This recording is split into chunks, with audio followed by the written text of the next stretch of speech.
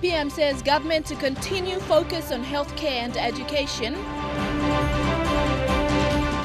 Party to push religion ministry concept. And Hagen General short of blood due to election-related incidents. This is National MTV News with Helen Sayer. Good evening, this is Monday's news. Prime Minister Peter O'Neill believes the current government has proven to the country that under the leadership of the People's National Congress Party, quality and accessible healthcare and education is being achieved. The Prime Minister was speaking after opening the Wirra Health Centre in rural Southern Highlands Province over the weekend. The Prime Minister was in his district over the weekend. The location, the remote village of Wirra in the South Wirra local level government area of Yalibu Pangia. Accompanied by Health Secretary Pasco Kase and Imelda Argon of the National Gaming and Control Board. The occasion, the opening of the Wirra Health Centre. A confident Prime Minister told the people that his PNC-led government would be around for a while yet.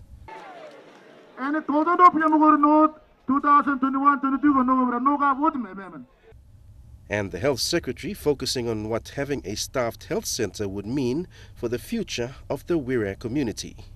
We can talk in you and no country, no got plenty of lining at this local community health post. You play am lucky, not live this LLG, not this community health post. With the opening, the PM issued another challenge, this time to fellow candidates and political parties. He says there may be a lot of candidates claiming they will change the economy or improve development, but the PNC party is confident that voters will stick with them and their plan to further develop and improve health and education into rural areas. Neville Choi, National MTV News. Prime Minister Peter O'Neill has thanked Japan for its continuing partnership with PNG. Mr. O'Neill made the comments when receiving the credentials of Japan's new ambassador to Papua New Guinea, Satoshi Nakajima, in Port Moresby today. PM O'Neill thanked Japan for ongoing development support to PNG, particularly through the Japan International Cooperation Agency, or JICA, that he said is improving infrastructure and raising skills in vital sectors.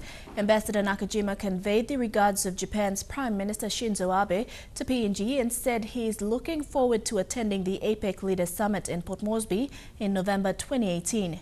During the discussion, the Prime Minister said trade and investment with Japan continues to grow, and this is delivering results for both countries. Repair work has begun on a short stretch of road that runs through Butibam village in Leh. Morbe Governor Kelly Naru launched the project with less than 2 months left before polling, but said the commitment was made last year. The project is expected to be completed within 8 weeks. This is the stretch of road that was previously worked on by another Leh-based company. It fell into disrepair later. At the weekend, the provincial government announced another contract, a 1.8 million kina awarded to JV PNG for the rehabilitation of the Butibam Road. The job is expected to take 8 weeks to complete. The awarding of the contract comes less than 2 months before polling. During his speech, Governor Kelly Naru, who wears up against several other candidates for this election, said the commitment to repair the road was made last year. But outstanding are suburban roads that are in states worse than the Butibam Road. This is just one of the roads that needs to be sealed. Naru says the provincial government will be allocating money for repairs after the elections. It is an ongoing process. We are continuing to maintain and seal all our roads, and in the long run we hope to bring back the road conditions to the status of what they were before. Scott Waide, National MTV News, Leh. Church partnership with the government has allowed hundreds of churches in the country to provide essential services in rural areas. PNG One Nation Party wants to create a ministry for religion to allow better funding to churches to continue their services. Residents of Teta settlements in the Moresby Northwest District have come to air their grievance on the daily struggles of churches in settlements. While Christian churches are considered not to be involved in politics and stick to spreading the gospel, they actually play a huge role in providing vital services like health, education and infrastructure. The church partnership programs in the last national budget got a 50% cut, which hindered church-run schools and clinics in rural areas. Now one party believes that religion should have a ministry of its own to allow services they provide to continue and develop rural areas that the government cannot reach. Pastors, sabe bungimol man lo politics. Pastors, work long, mebla long, or pulpit.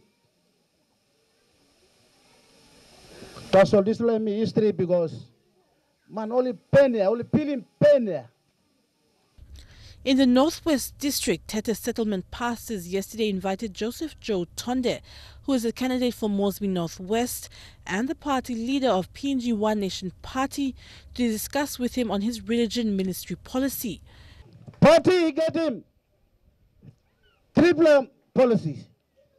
First one, religion ministry, now national government budget. Local church also start, but you don't have start also anymore.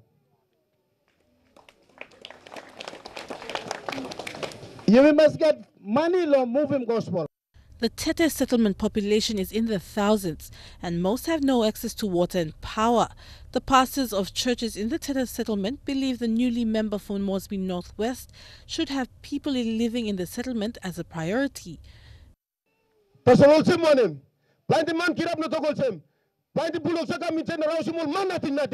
Churches nothing. No go to you block Parliament you will sit now about na pray you pray long time please. But this is your time you be working action long. Meanwhile, the settlers had this to say to the One Nation Party leader. Commander block 4 and power line or kissing finish. Na mibla yet block 5. Abu come stop and mibla no kissing power yet. So power now come stop blow SDA church.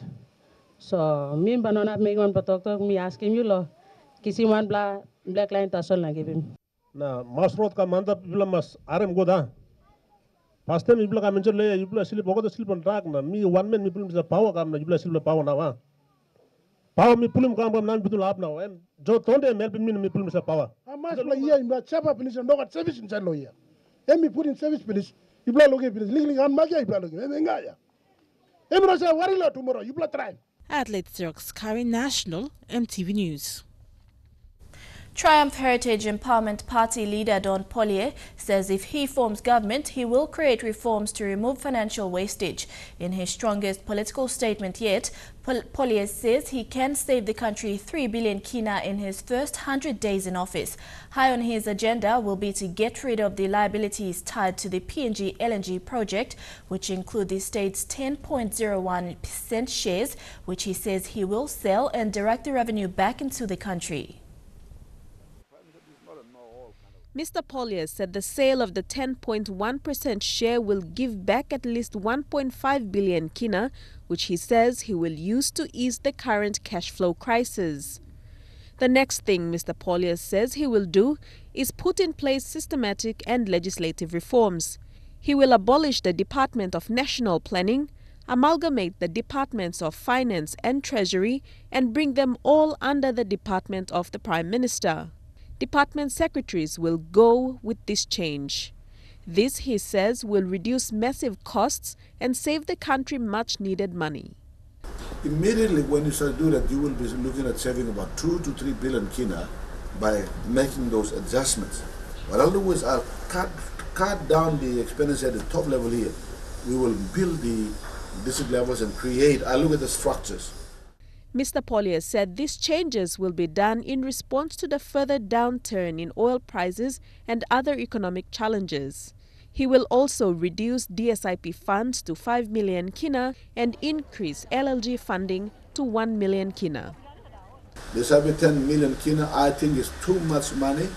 I will be working by the Auditor General's report. Auditor General is reporting that there's no proper auditing. So what I'll do is I'll only do that to build the capacity on the ground. At the moment, the districts don't have capacity.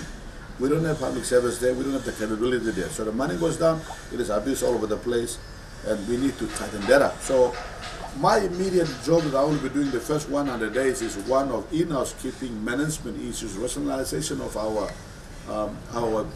existence as public servants. Deli Waigeno, National, MTV News. Among stories after the break, armed robbery in Madang, Mt Hagen Hospital appeal for blood donors, and rural health centre in Namatanai lacking basic services. Stay with us for details.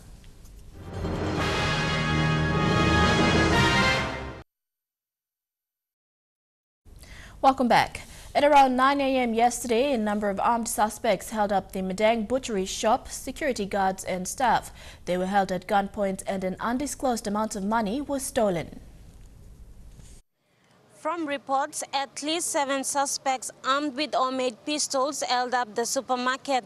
Police have not given an official figure of how much was stolen, but it is understood they took more than 10,000 kina in cash and properties and made their getaway. The suspects went to the back of the Edmark store and escaped by boat.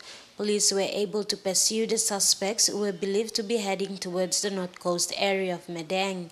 Provincial Police Commander Superintendent Jacob Singura told MTV today he would not comment on the robbery, as a report of this incident was already sent to Port Moresby. However, the police strength of at least 300 personnel is still not adequate to tackle the constant law and order problem daily. Police housing is another factor for the limited number of officers in the province. This incident is one of several where criminals escaped by boat after robbing supermarkets. The new water police base, once built, is expected to assist police prevent criminals from escaping by boats. Mata Luis, National MTV News, Madang. The Western Highlands Provincial Health Authority is appealing to the province and neighbouring provinces to donate blood. Chief Executive Officer Dr. Paulus Ripa said the hospital is running out of blood due to consistent treatment of casualties from election-related incidents. Mt Hagen General Hospital has recently treated 2 major election-related incidents and is in urgent need of blood. Vasanata Yama files this report in Mt Hagen. The Accident and Emergency Unit at Mt Hagen General Hospital have no blood bags and casualties are still coming. CEO Dr. Paulus Ripa said within 2 weeks, the hospital has treated over 20 casualties, some of whom with very serious injuries requiring blood transfusion. All of these incidents that occurred over the past 2 weeks were election-related, like hit-and-run accidents by overloading supporters or drink-driving accidents. Dr. Ripa wrote in a statement fearing the worst will come from the polling and counting period.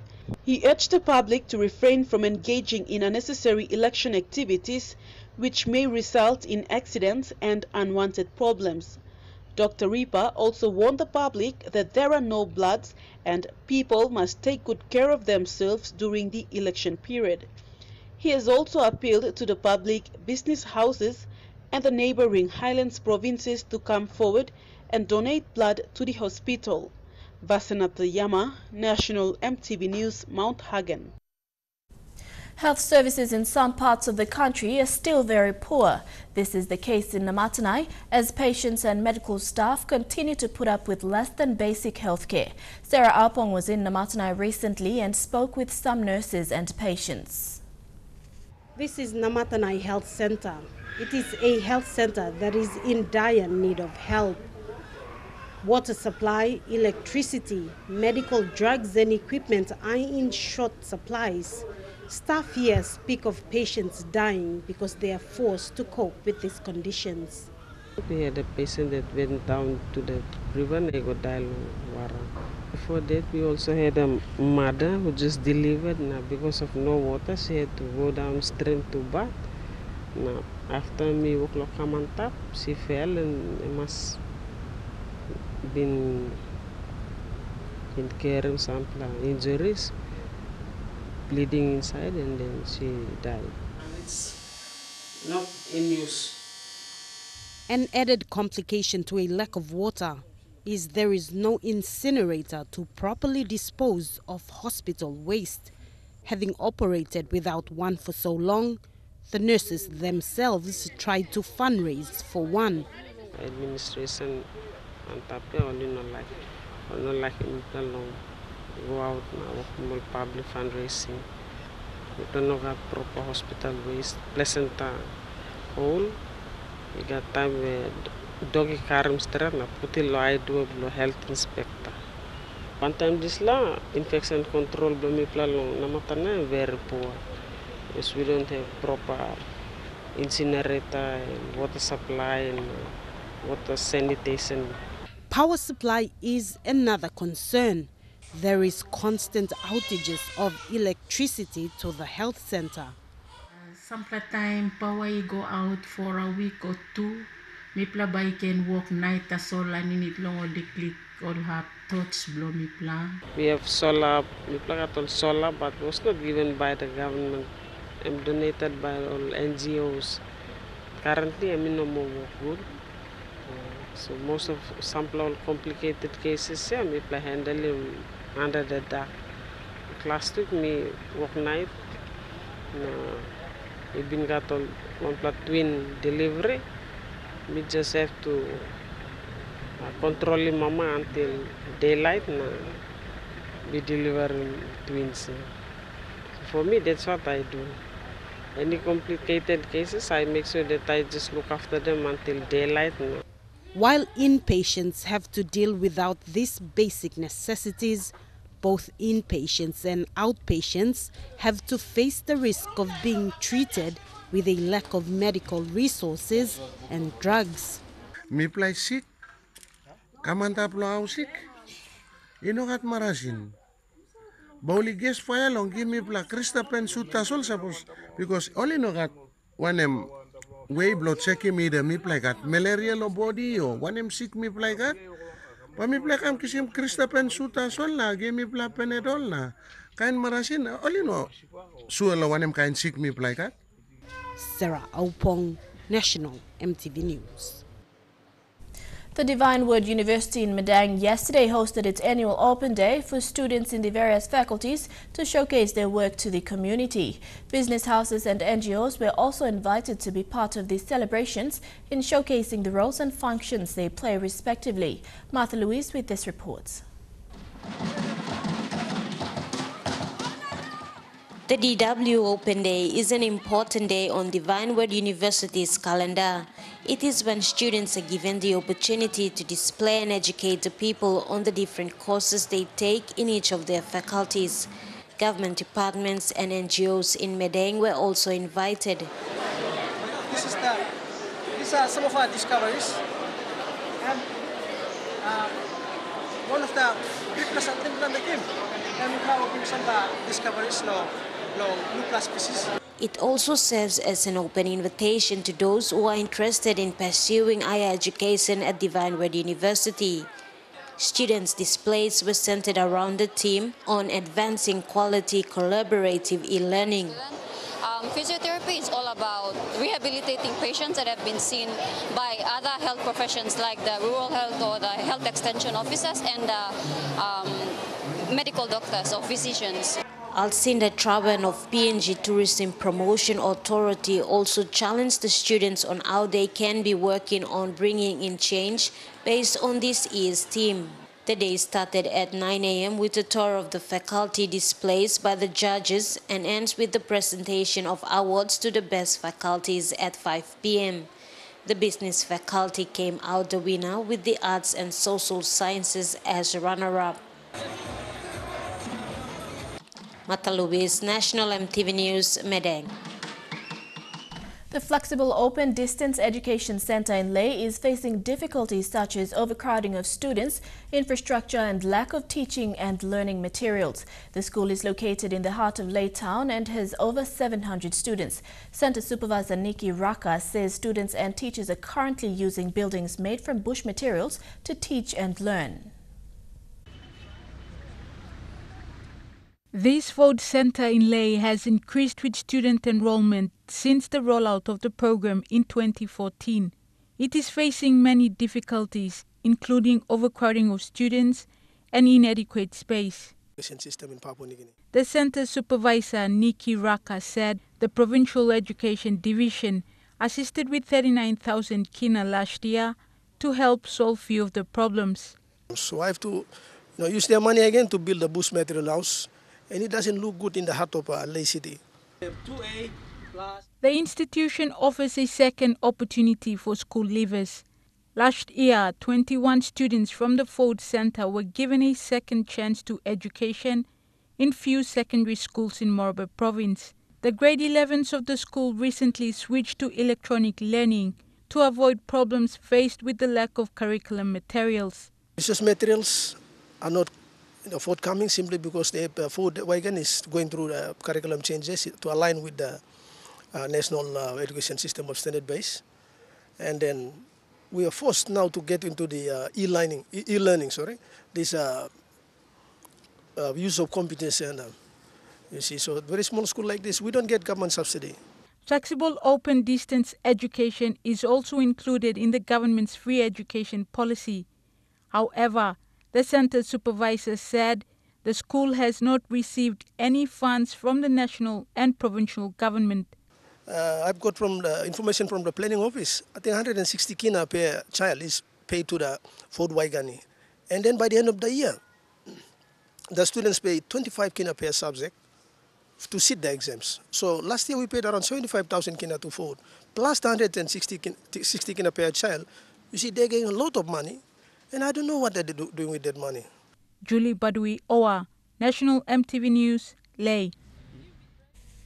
And now looking at our finance news, the kina closed unchanged at $0.3145 in the interbank markets. At Bank South Pacific, your kina was buying $0.307 $0.4116 Australian dollars, €0.2768 euro, and 34.35 Japanese yen. Looking at commodity prices at New York close, gold, coffee, and cocoa closed higher. Copra closed the day unchanged. Palm oil, crude oil, and copper closed the day higher. And on the stock market, the Dow Jones closed at 55.47 points higher, the ASX closed at 29.05 points higher, and the All Ordinaries closed at 28.59 points higher. Stories making headlines overseas when we return, including the new president of France and Australia's efforts to fight terrorism. Stay tuned.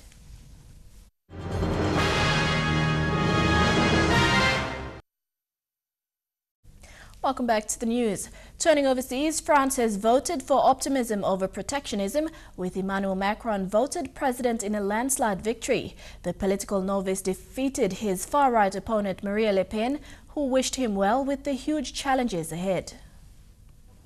This is an incredible win for a man who will become the youngest French leader since Napoleon. Emmanuel Macron addressing his supporters here at the Louvre in central Paris. He made quite the entrance, appearing through an arch and taking a long walk up onto the stage, but his walk to power has been short. He's just 39 years old, has never run for public office before, didn't even have a political party to run for up until 12 months ago, created this party from nothing, and tonight has claimed victory. Vive la République! Vive la France! His opponent, Marine Le Pen, conceded just 10 minutes after an exit poll revealed that Macron was on track to win 65% of the vote. She said that France had clearly voted for continuation of politics and not for change. Les Français ont choisi un nouveau président de la République. The French have chosen a new president and they have voted for continuity. Le Pen's politics of closed borders and curbed immigration didn't seem to play well with the French people, who have experienced a wave of terror attacks here in recent years. Instead, Macron's centrist policies have won him votes. We have a new president, he's young, and new hope for France. I really hope that it will bring a new hope for France and for the youth. It's a new movement. I think it's a matter of hope that he was elected. Pundits say that this is a sign that France has rejected the wave of right-wing populist politics that swept across the United States with Donald Trump and Britain last year with Brexit. Instead, they've elected a very young leader into a very powerful position. In Australia, the Turnbull government's expensive new law on terrorism. Hundreds of millions of dollars in tomorrow's new budget will be directed to the fight, boosting federal police crime-fighting capabilities. Labor's latest attack on the government has fallen flat, attracting accusations of racism. His budget locked and loaded. Thank you. Well. Treasurer Scott Morrison drives to work as federal police turn on a thank you display. For the Prime Minister and Justice Minister, there to announce a 4-year $321 million budget handout for fighting gangs and terrorists. This is a game changer for the Australian Federal Police. The money will buy 300 staff. They'll focus on intelligence, forensics and covert surveillance. This is a very welcome injection into the AFP. Once again, this is a government robbing Peter to pay Paul. A reference to a newspaper claim the budget cuts deeper into foreign aid to help pay for the anti-terror boost. I was pretty shocked to see that. I couldn't believe it. Nor will the Prime Minister rule it out. The budget's tomorrow, and I can assure you this is all fully funded. But aid is at its historic lowest level ever in our history. Why don't they just drop the tax cuts to big banks? Here's some foreign aid if Malcolm Turnbull really wants to look after national security. Cut the foreign aid to multinationals. For oppositions, budgets are often big, slow-moving targets. Find the cut, blame the government. But just as Bill Shorten was taking aim at the hint of a foreign aid cut, the government found a new target. Guess who's in the middle of it? Bill Shorten. I'm worried about jobs for our kids in the future. Labor's new ad on giving jobs to Australians first, slammed as racist and a return of white Australia. I think that is hypocritic and xenophobic and it should be called out. Look who's among the loudest critics. Well, I think the ad's a shocker and it should never have been produced and it should never be shown. As Bill Shorten's old leadership rival puts light years between himself and the ad. I'm a member of the ALP National Executive. I assure you that I hadn't seen it. Bill Shorten is yet to say how he misread it, even as he stood in the middle of it. I've had a look at the final production and I think we should have had more diversity in it, and I'll be speaking to the Labor Party about that. Nigeria's president has welcomed home 82 schoolgirls finally freed after years in captivity. They were among 276 taken by the terrorist group Boko Haram and released as part of a prisoner swap deal. There were tears in the rain and dancing in the street as 82 girls came home after far too long.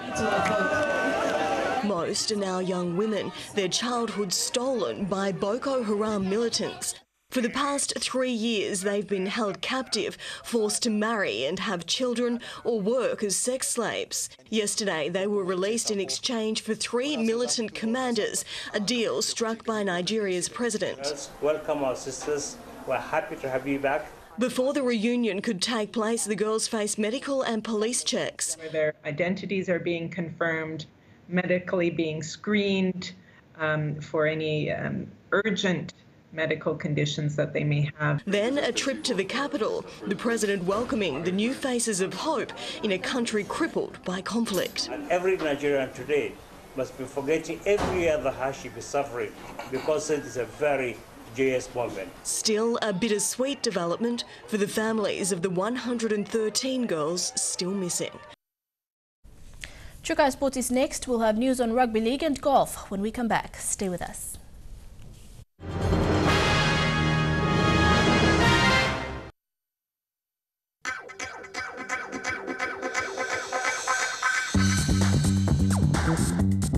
Chukai Sports.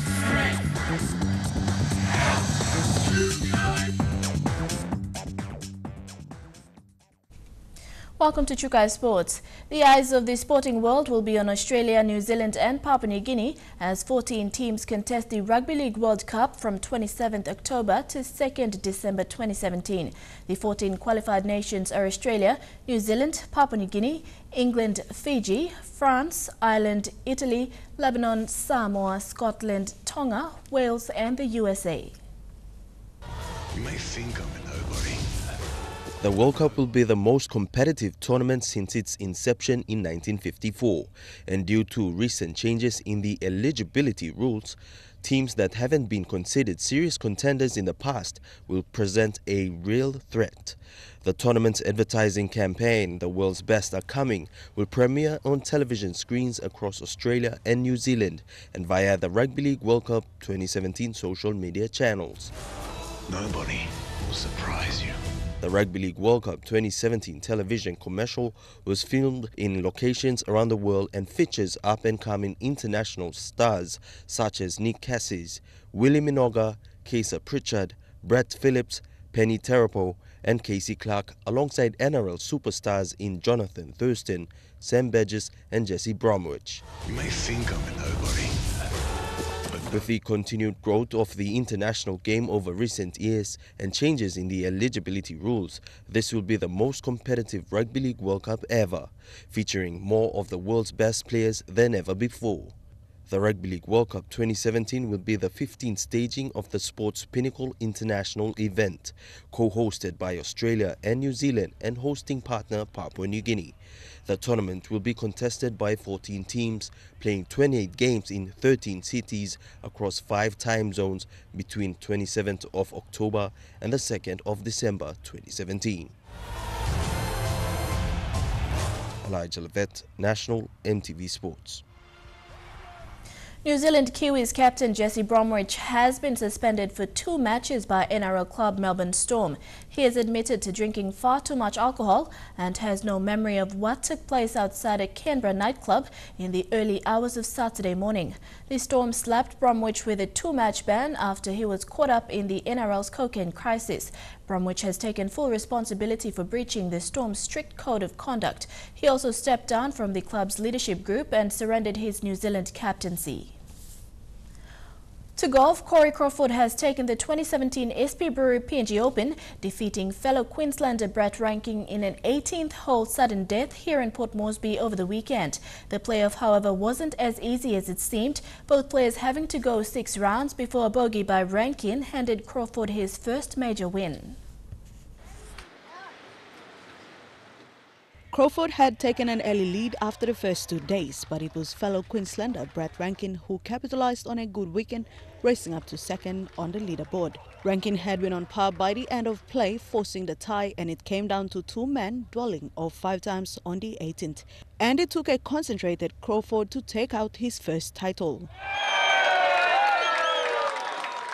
Crawford and Rankin were inseparable as the day came to a close. The sudden death playoff should easily have been done away with, but the experienced Brett Rankin's bogey after the 6th attempt saw Crawford, the 24-year-old, playing in his rookie year, ecstatic. Yeah, it feels great. It's still sinking in. I just hasn't quite sunk in yet, but it's fantastic. Yeah, thank you. Crawford will now travel back to Australia with almost 50,000 Kina prize money to boost his career, and where previously his highest ranking at this tour had only seen him reach 19th. Moribe Open winner Christopher Wood took out 4th place, while last year's champion Daniel Nisbet was equal 8th. Though it is not over for the 24-year-old as yet this year, he will be featuring later this month in the Western Australia PGA Championship, and it gets tougher at every level of competition. Dini Rose Raiko, National EMTV Sports. Trukai Sports continues with Suburban Rugby League for Women, and chairman of NRL club Cronulla Sharks speaks of drug allegations. Stay with us.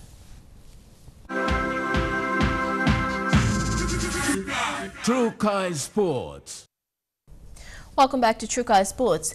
Newly established Suburban Rugby League club Batari Falcons started with only men's team earlier this year. Aiming to promote gender equality in sports, the Batari Falcons launched a women's team last week to play alongside the men's team.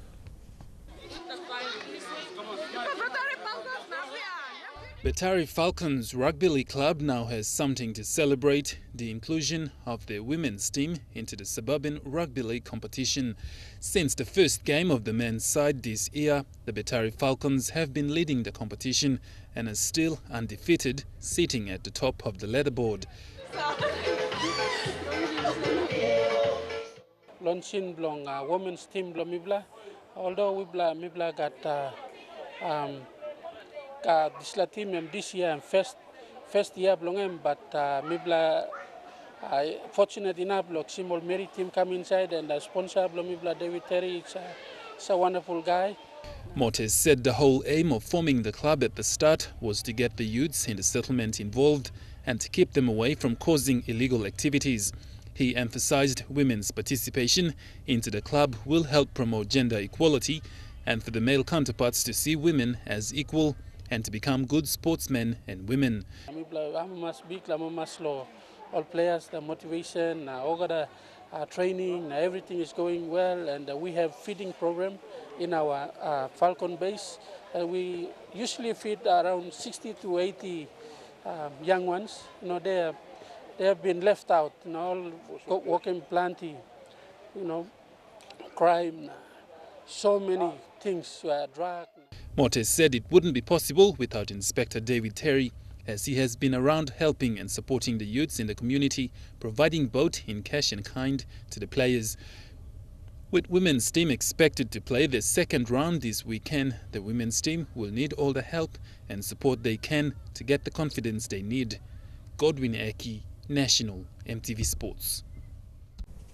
In NRL, the chairman of the Cronulla Sharks has broken his silence over his arrest for drug possession. He says he is disappointed but claims he doesn't have a drug problem. After a weekend of bunkering down in his family home, Damien Keogh finally addressed the media this morning, saying he's deeply remorseful about his actions. Keogh was caught by police with a small bag containing what was believed to be cocaine on Friday night after a long lunch in Woolloomooloo. He said he doesn't have a drug problem and is sorry that he's putting his family and the Cronulla Sharks in the spotlight for the wrong reasons. Bitterly disappointed to be put in this situation and to put my family and other people who rely on me in this situation, but you know, also accept accountability and we'll go through the process. It follows a string of other illicit drug charges in the NRL over the last few days, and Todd Greenberg said that more can be done to eliminate drug taking in the game. And we have probably one of the most sophisticated drug testing programs in Australian sport, so that doesn't say that we can't do better and we can't do more. The Melbourne Storm is leading calls for the NRL to increase testing for illicit drugs, especially during rep and bye rounds. Kiwi players Jesse Bromwich and Kevin Proctor are accused of snorting cocaine at a Canberra nightclub after their side's loss in the Anzac Test. Rooster star Sean Kenny-Dow was also accused of possessing cocaine at a popular Sydney nightclub on Friday. New reports today suggest he sent a letter to the NRL Integrity Unit volunteering himself for a hair follicle test. The controversy surrounding the three players and Damien Keogh overshadowed the launch of Indigenous Round this week. And that ends Shukai Sports. The weather details when we return. Shukai Sports.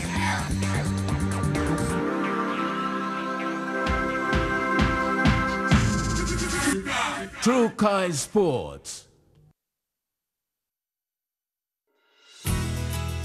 The weather details are proudly brought to you by Dulux Weather Shield. Worth doing with Dulux.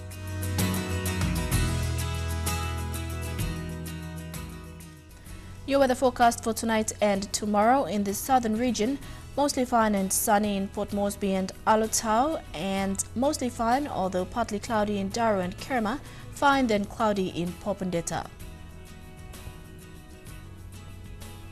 In the Mamasa region, morning showers occurring then cloudy in Lae, cloudy with a shower or two in Madang, partly cloudy with a shower or two in Wewak, and becoming cloudy with chances of afternoon showers in Vanimo. In the New Guinea Islands region, mostly fine and sunny in Lorengau, fine although partly cloudy in Kavieng, cloudy with occasional showers, then fine in Kokopo and Rabaul, cloudy with morning showers occurring in Kimbe, and partly cloudy with chances of afternoon showers in Buka. And in the Highlands region, morning fog clearing, then cloudy in all centres. Forecast for small ships for tonight and tomorrow: waters of southern PNG Indonesian border through Torres Strait and Daru to Kiwai Island, to Kerma to Hood Point, to Yule Island to Samarai Island, seas of 1.5 to 2 meters. Waters of eastern and western Milne Bay Islands, with waters of Samarai Island to Cape Vogel, to Finschhafen, with waters of Bogia to Wewak, to Aitape, to Vanimo to northern PNG Indonesian border, with waters of Manus and its western group of islands, and with waters of New Ireland to east and west New Britain and Bougainville, seas of 0.5 to 1.3 meters.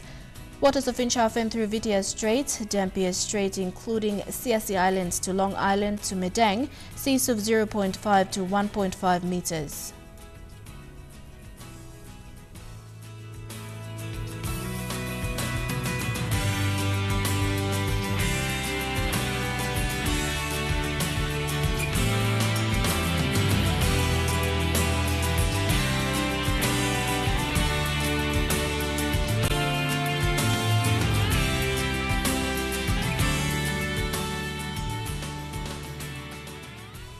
Ocean forecast for PNG areas in the Coral Sea. Seas moderate to rather rough with southeast winds at 15 to 25 knots, reaching 24 knots in open waters. In the Solomon Sea, seas light with southeast winds at 10 to 15 knots. In the Bismarck Sea, seas light with southeast winds at 10 to 15 knots. And in the Pacific Ocean, seas light with northwest winds at 10 to 15 knots.